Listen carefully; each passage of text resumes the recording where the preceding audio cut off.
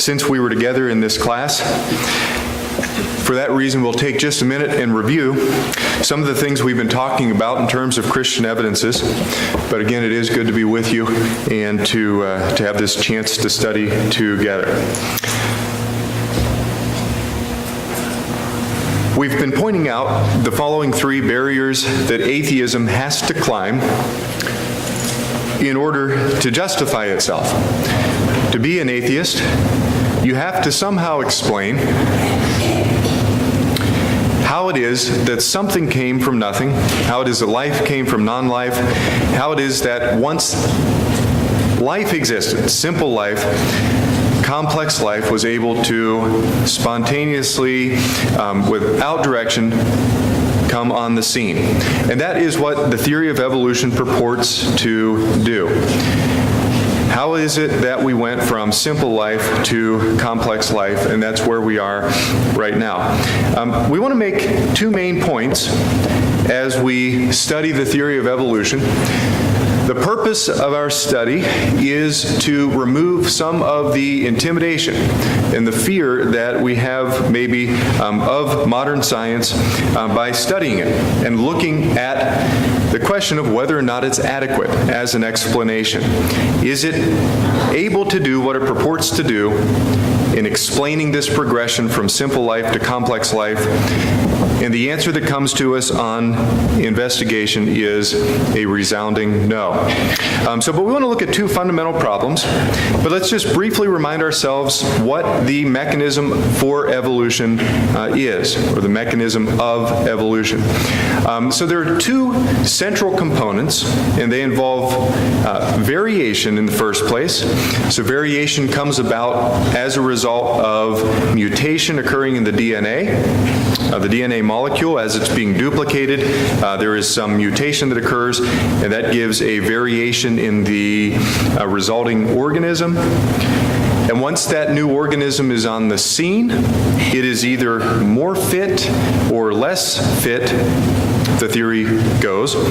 And then in consequence, if it is more fit, it is more likely to survive, to pass on its particular set of instructions or particular DNA. If it's less fit, it will in the extreme die off right away, or more likely not be able to produce as much progeny, say. And that's the essential mechanism of variation. So there's of evolution. There's variation among organisms, and then the most fit of the organisms are selected for. Okay, and we've talked about that now for a week or two, so we won't spend too much time on that. But I'll look at these following two fundamental problems with the theory of evolution. And these objections are central in the sense that there has been no real answer to them from the scientific community. These things are largely ignored and glossed over, and we are just asked to accept them, but we want to spend a little time investigating them. The first one is that the nature of this system of mutation and subsequent selection, mutation selection, is inadequate to generate new useful variations. So mutations are not adequate to produce new information, new functional information on which evolution can be expected to progress.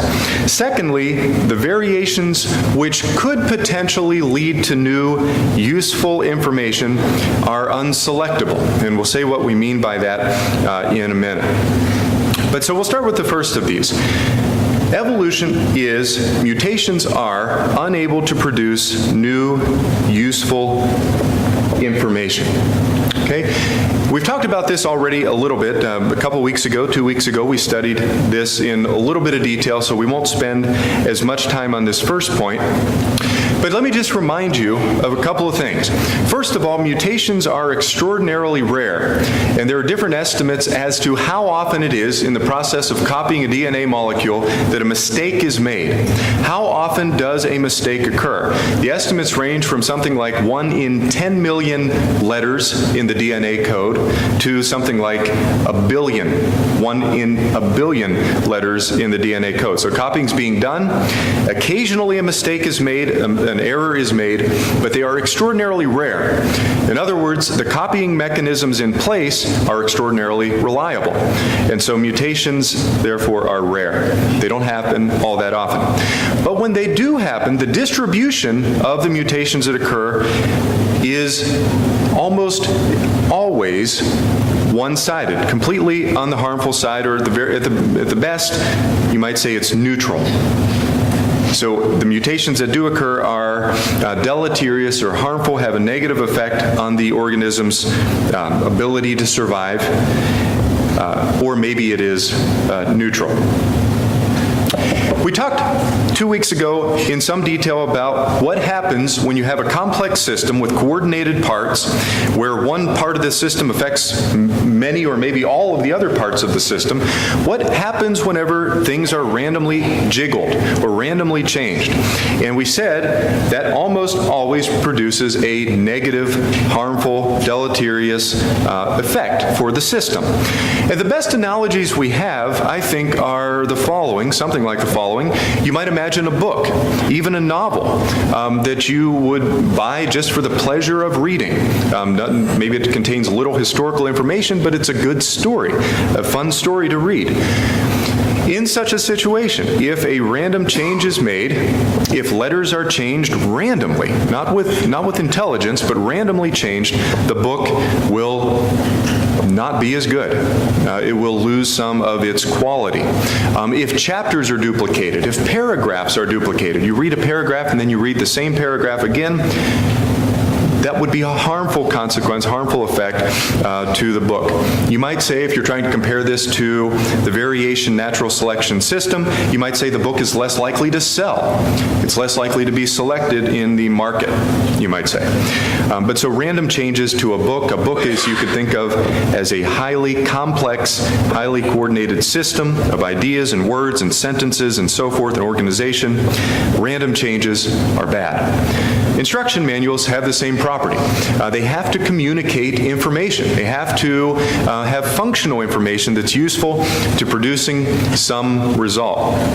Random changes to instruction manuals, and we looked last time at the example of the wagon, an instruction manual for the wagon, and we talked about how random changes to an instruction manual will be, in general, either somewhere on the range from devastating to neutral or nearly neutral.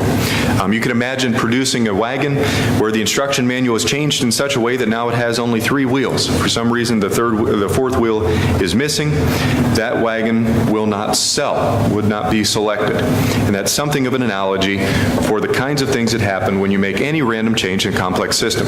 I think personally the best example, at least the best example that I know of, is of a computer program, which again is a highly specific code that has to be read letter by a compiler, and if there is any mistake in the code, any change to the code, certainly of a random nature, will negatively affect the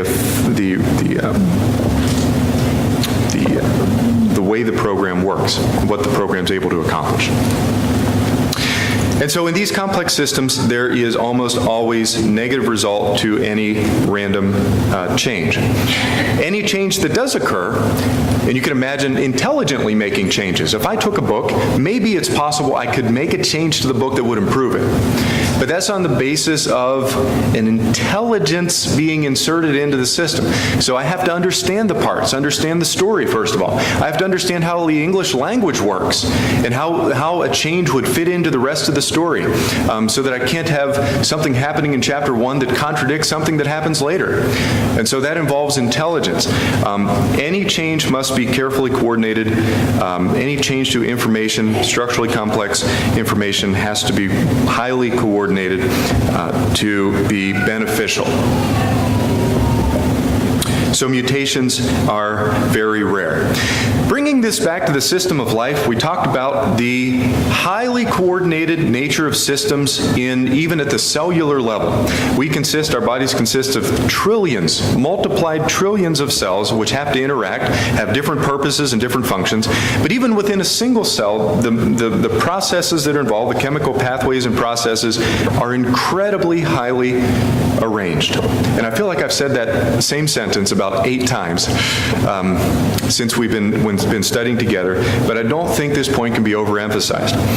The coordination involved in such a system is incredible, so that random changes are somewhere between deadly and maybe neutral. Here was our wagon example.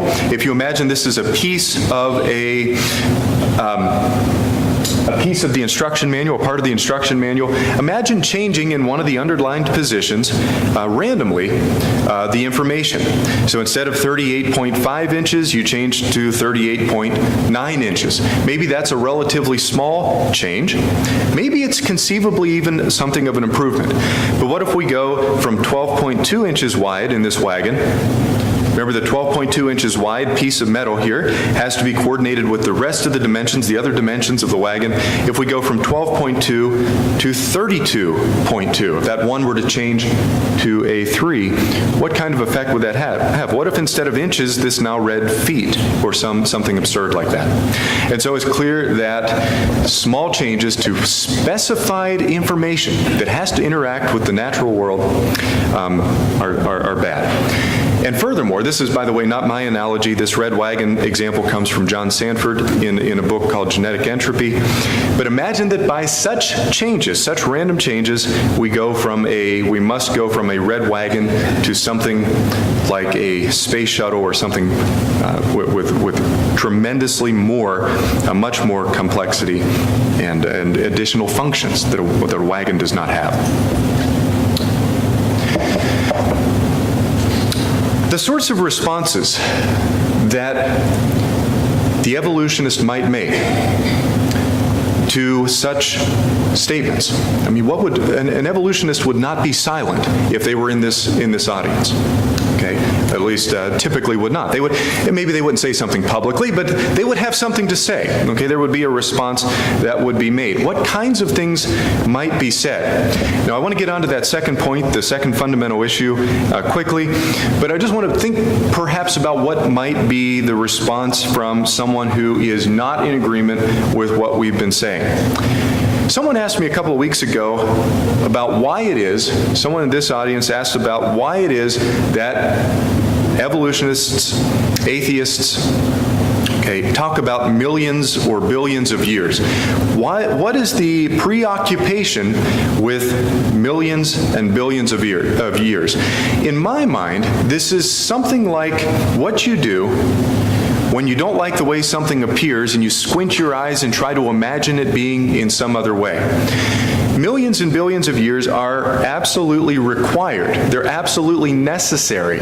Not sufficient, but they're absolutely necessary for the gradual generation of more complex life. In other words, evolution has to have time to do stuff. So it's almost like we're going to give it a period of time that's greater than anything we have familiarity with. I'm going to talk not about hundreds of years because I can imagine hundreds of years. I can imagine maybe thousands of years. At least thousands of years are included in recorded human history. So we can talk about the time of, say, the ancient Romans, and we can in biblical times and so forth within the context of thousands of years.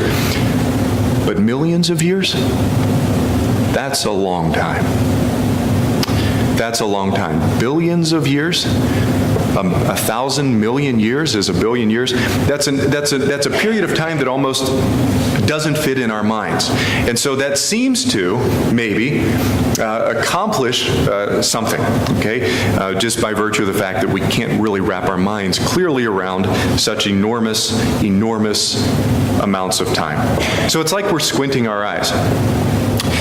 But a point that needs to be made here about time is that time is not enough. Time doesn't do it. The bacteria E. coli, for example, has been continuously grown in a flask for at least 30,000 generations. Maybe by this point in time, something like 35 generations. E. coli reproduces itself, copies its DNA, something like 7 times in a 24-hour period. So it can go through several life cycles every day. And so you have multiple generations that you can submit to different pressures and different environments and look at and study what sorts of evolution they're able to go through. The fact that millions and billions of years are discussed really is irrelevant. In the last, let's say, 30 years, we've had 30,000 or more generations of this bacteria reproducing itself, and nothing has appeared. Not just nothing, but more can even be said about that. But no productive evolution has occurred. We squint our eyes and we think about wet, muddy pools in a rainforest somewhere far away, and we imagine, because of just the nature of that scenario, the way it feels to our minds, that maybe something new can happen. Some new biological feature will develop because of the heat or the wetness, or maybe lightning is going to strike and impart energy to the system, and now there will be something happening. Those are very imprecise thoughts, though. Very imprecise, and they don't address numbers, they don't address probabilities, they don't address the sorts of things you'd have to give anything like a real explanation for evolutionary progress. We must look clearly at the issue and understand it in a detailed way. An objection that might be made, moving on, by an evolutionist who are listening to these things is the objection of similarity. That is, when you look around at the living realm, when we look at life, there is a remarkable amount of similarity from one organism to the next. This appears in body plans. The body plan of a cat is not unlike the body plan of a dog. If you squint your eyes just a little bit, you might confuse the one for the other. A cat has 2 forelegs and 2 hind legs. The locomotion is roughly the same. They walk on opposite legs. Both of them do. They have a tail, something like a tail, so you can see the homology from one to the other. They both have a head at the front. They have ears that stick up a bit. And so there is undeniably similarity between cats and dogs. And the argument, though, the underlying assumption is that similarity implies a developmental relationship. In other words, the argument is the only way these 2 organisms could be as similar as they are is if they had a common ancestor sometime back in their evolutionary past. But if you think about that, that's not really an argument. That's actually an assumption. The assumption is that if they're similar, then they must have come from the same source. That's not an argument for that being the case. All life has DNA. Therefore, there must be a common ancestor that started with the original DNA and then diversified from there. Monkeys and humans have opposing thumbs. Therefore, there must be a common ancestor. Is that an argument or an assumption? Any similarity body plans we've already mentioned, we started with that one, implies a common ancestor. I submit to you, though, again, that that's not an argument, that is an assumption. Is the assumption, though, a valid assumption? Is it valid? Does similarity imply a common ancestor? Just on principle, on logical principle, is that implication correct? Why is it not better? And this is a question that has to be answered. Why is it not better explained by a common designer?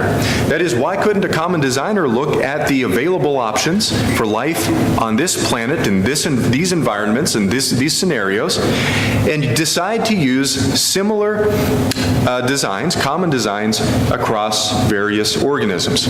Why is that not reasonable? Why is that not a better explanation than the original? Why couldn't the designer select the same design multiple times for multiple uses? That's a perfectly valid question, and it has to be answered. Why is one answer, why is one explanation better than the other? Think about some of the analogies that we have in this arena. You could imagine different automakers. For example, a Chevrolet and a Toyota, okay, or a Chevrolet and a Ford. So you have multiple automakers. But both of these cars have 4 wheels. They both have steering wheels. They both have seats that are maybe adjustable. They both have an engine in the front. They both have, there's a lot of homology from one to the other, but does that imply that a Chevrolet evolved into a Toyota? Or does it involve the fact that intelligence was involved in both designs, and among the available options, the same one was selected?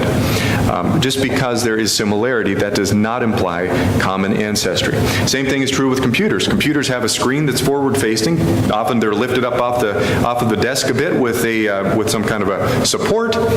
They have keyboards connected by wires. Does that imply a common ancestor, or does that imply common design to serve comparable purposes, similar purposes? And so it's not at all the case that similarity should be best explained or is best explained by common ancestry. Any questions or comments about that thought before we move on? Questions?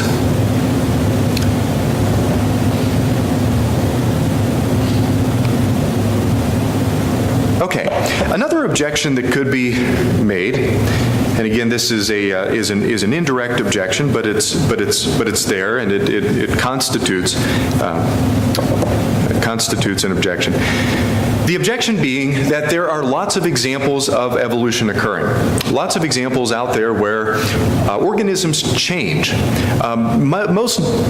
Not most notably, but notably, what about antibiotic resistance? This is in the news almost on a weekly basis, that some antibiotic that once was effective, once was useful, is no longer useful. And there are many other examples. In the realm of population genetics, studies of fruit flies, the E. coli that we mentioned a minute ago, and other somewhat simple organisms are studied in detail. And lots of generations of these organisms are investigated, and then they look for some change that appears in the organism. Is that an example of evolution? More specifically, is that an example, are these examples of the sort of changes, the sort of evolution, that word is so squishy, I almost hate to use it, but the sort of changes that would be necessary to produce new functional information, new information that could serve different function in life?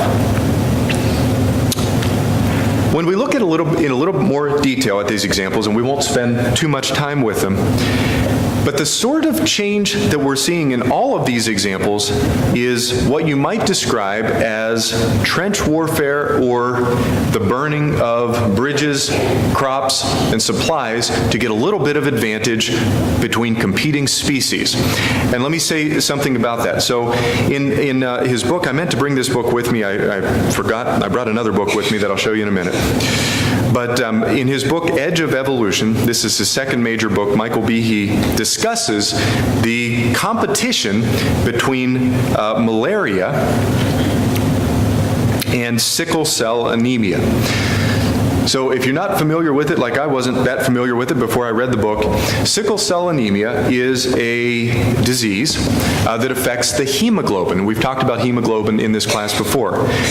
In an affected person, the hemoglobin has been mutated in one position, and that changes the shape of the red blood cell. So the red blood cell now has a crescent shape, or a moon shape, or a sickle shape to it, and that makes it less able to flow smoothly through the capillaries and arteries and veins in the affected person. So the anemia comes about because of this misshapen red blood cell. Sickle cell anemia is always harmful to the person who is so affected. They have shortened lifespan, significantly shortened lifespan.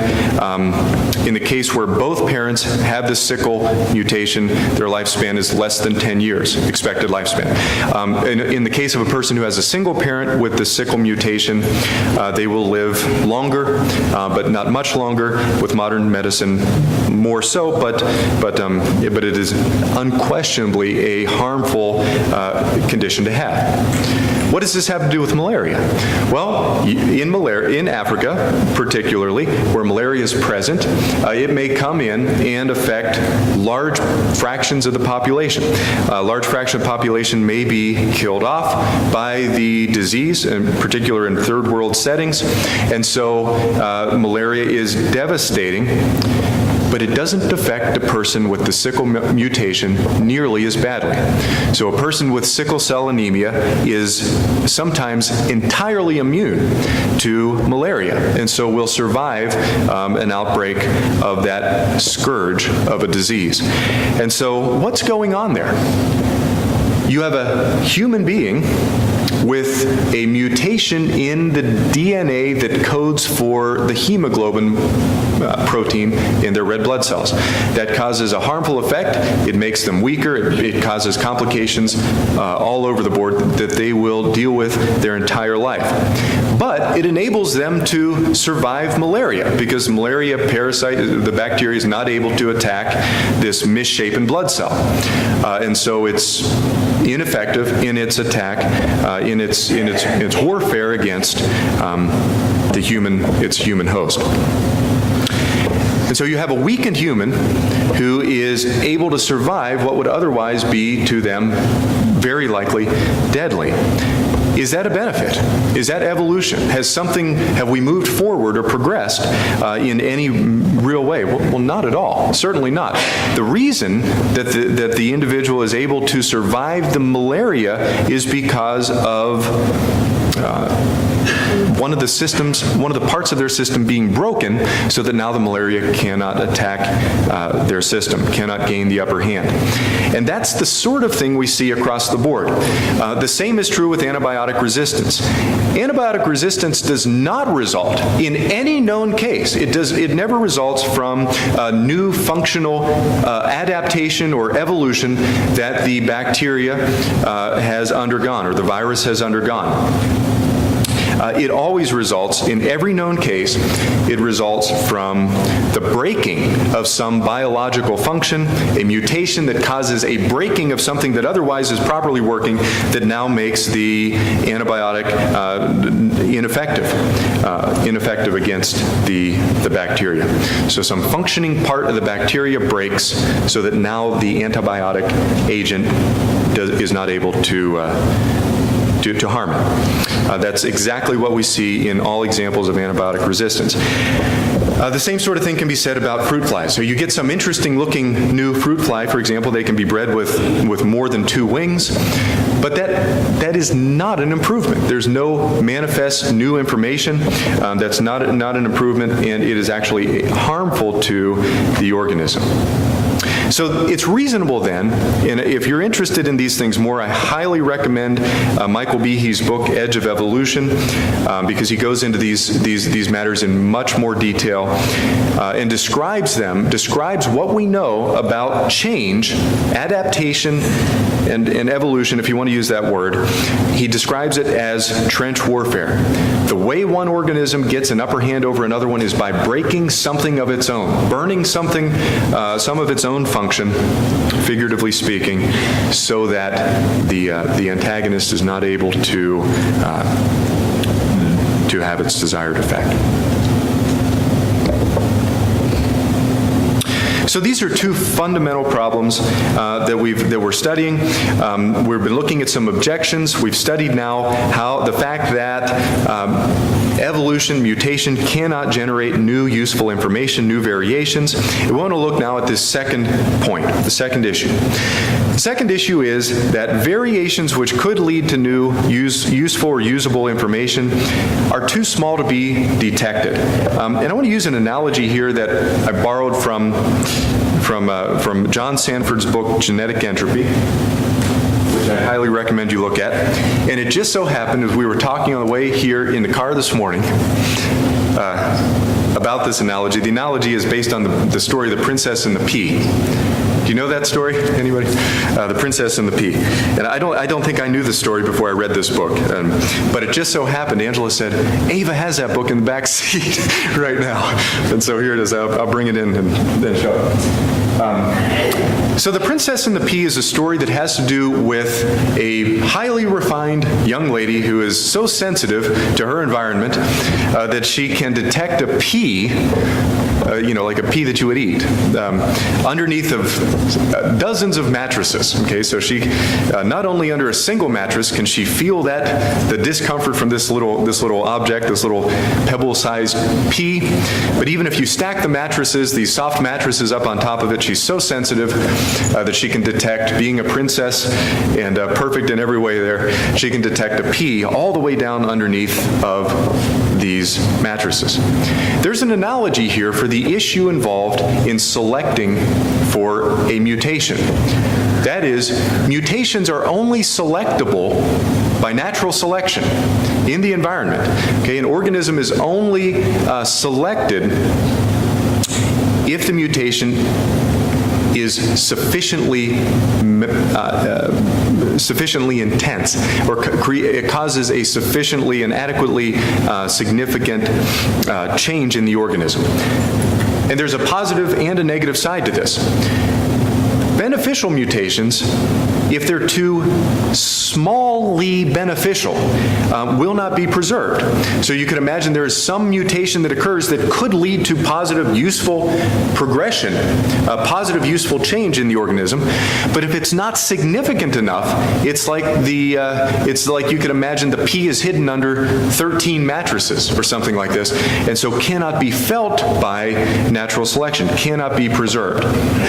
Maybe objectively it would be useful, but it cannot be selected for. And on the other hand, harmful mutations that should be eliminated, that have a negative impact on the organism, are not removed by this process, again, because it cannot be felt through the layers of mattresses.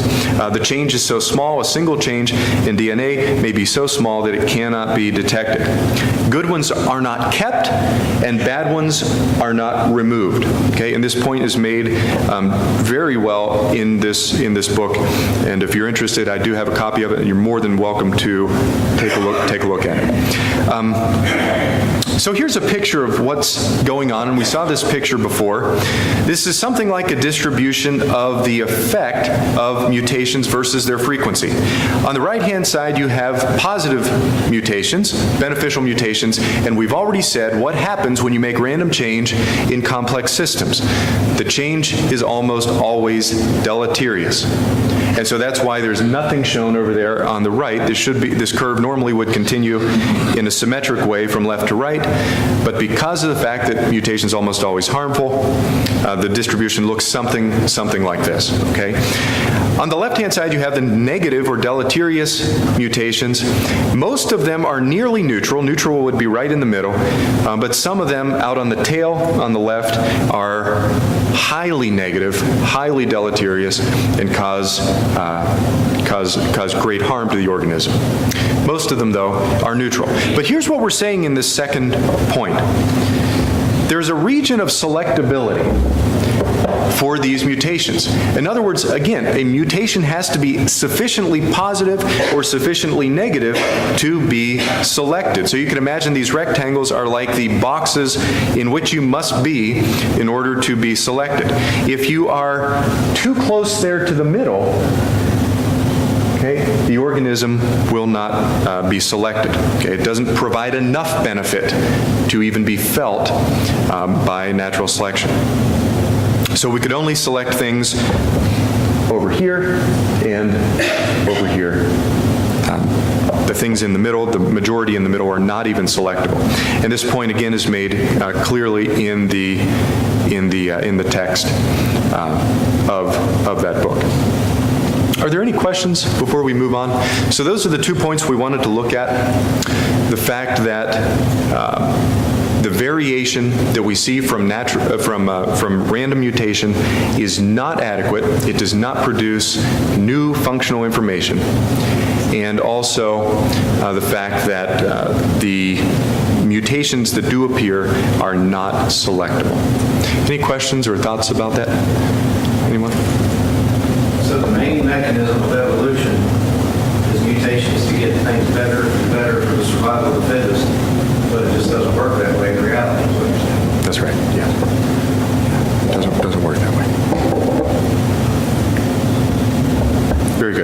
questions or thoughts? Again, thank you for your patience as we've gone through all of those things. There's a lot of details there that maybe are obscure to us, but hopefully that has been worthwhile to us. There are outlines available in the back, by the way, that you can pick up and take one with you if you so choose. Okay. So I want to move on from this idea now back towards the Bible, and to think about evolution in the context of the Bible just briefly, and we won't spend much time with this, but we need to make the point that evolution is incompatible or incompatible with the teaching of the Bible.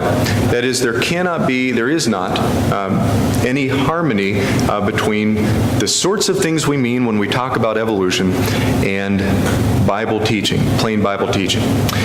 The starting point for this, I think, is the Genesis account. It has to be the Genesis account of creation. And the fact that that account is straightforward in its presentation. In the presentation of the text, we have a straightforward description of creation. The standard answer, or a common answer to evolution by theists even, is that the Genesis account and the biblical account in general can be interpreted as compatible with the theory of evolution. You may have heard the term theistic evolution, which would indicate that you are a theist, that is, you believe in God, but at the same time you accept the basic tenets of the theory of evolution. In other words, you believe that in that process from simple life to complex life, essentially, evolution is responsible. Now, there's a spectrum between what you might call creationist perspective and theistic evolution perspective. Some on the theistic evolution side, in the extreme, might say that God created, say, the first single-celled life, and then from that point on, it evolved naturally by itself into all the diversity that we see today. A less extreme theistic evolutionary position would be something like, at important points along the evolutionary development, God inserted himself and input new information, say, into the DNA and helped the process along, not just by the creation of the singular-celled organism at the beginning, but at several points along the way. And so there's a spectrum of options here that need to be addressed, should be addressed, and we just want to say briefly a positive statement about how the Bible approaches these things. Again, the Genesis account is straightforward, and there is no reason in the text to take it in any way but as a literal description. If you would, turn in your Bible to 1 Timothy chapter 2 and have that ready. 1 Timothy chapter 2.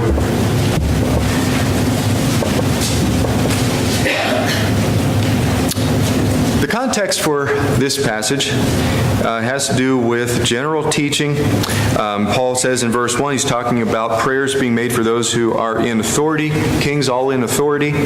He goes on to teaching about men and women, their relationship, their behavior in the congregation, down through chapter 2. And I think about Paul in the context of his knowledge of the Old Testament, his understanding of the Old Covenant.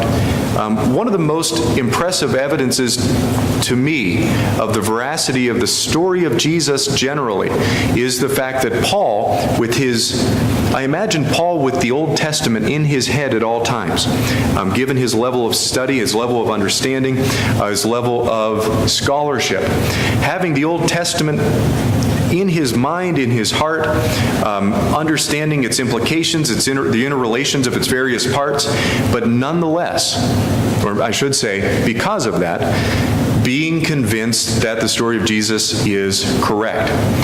in particular, being convinced the story of Jesus is compatible with that Old Testament system of doing things. That's an incredible piece of evidence for the truth of Christianity, at least to my mind. But Paul, who had the Old Testament in his mind, understood the book of Genesis better than I ever will, better than any of us perhaps ever will, said the following about Genesis chapter 1, Genesis chapter 2. So take a look down in verse 13. He's talking about relationship between men and women, interaction in the congregation. He says in verse 13, "For Adam was formed first, and then Eve."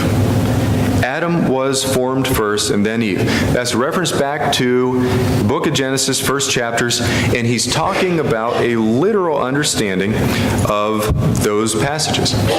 If Paul, I guess the argument would go, viewed those passages in a direct, straightforward way, who was inspired, not to mention had the Old Testament in his mind at all times, then how could I ever view it in any other way? Adam was formed first, and then Eve. Adam was not deceived, woman was deceived, fell into transgression. So again, he's referring back to those early chapters of the book of Genesis, and he is drawing conclusion that they are literally as written in a straightforward way, true, descriptive, specific, and descriptive of a reality, as opposed to being figurative or something that is open to a broad interpretation into which maybe millions or billions of years could be fit. And so Paul viewed these first chapters as literal and valid. Jesus did the same thing.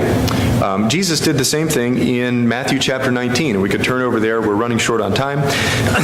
But in Matthew chapter 19, Jesus refers back to the beginning and how God made them male and female, and how he intended for the man to leave his father and mother, cleave to his wife, and he goes on there and discusses a literal view of those first chapters of the book of Genesis.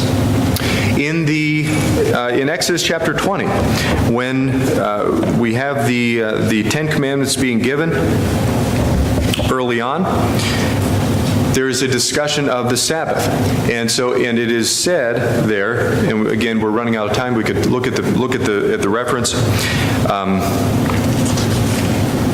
It said that in 6 days God created the heavens and the earth. I'm paraphrasing, and then rested on the seventh day. On the basis of that, we have the Sabbath. And so, how could it be that these writers are giving us a fundamental, literal understanding of those first chapters of Genesis, and we would take them in any other way?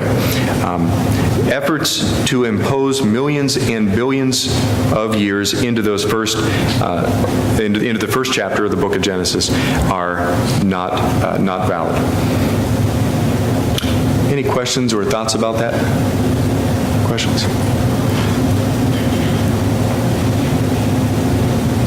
Okay, so we're almost out of time. I'm going to stop there, and we will pick up next week with a discussion of the moral argument for the existence of God. This wraps up our study of the teleological argument, and next week we will begin the moral argument. Thank you very much.